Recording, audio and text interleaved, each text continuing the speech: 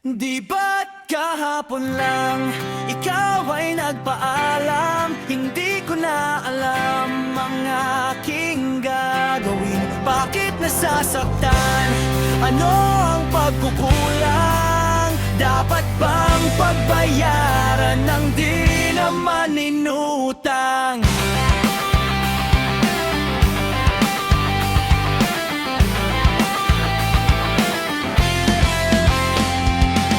Umasa kahit na malayo pa ako sa pamantayan mo. Ganito pakiramdam nung dumagdag ka pa sa pangarap ko. Matagal nating iningatan to, habang patago pa kitang naranasan.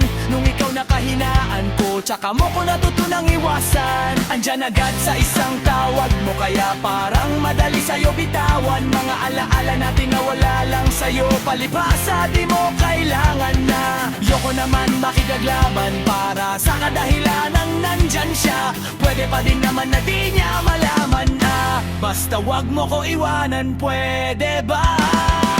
Isip at ang puso, ba't di pa palayain? Nakagapos sa kahapon ang init ng damdamin. Paano, saan at kailan kaya yakapin? Sa pag-ikot ng mundo ko sa'yo palagi.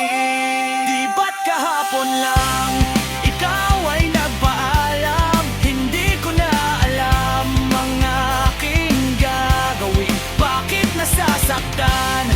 Ano ang pagkukulang? Dapat bang pagbayaran ng di naman inutang?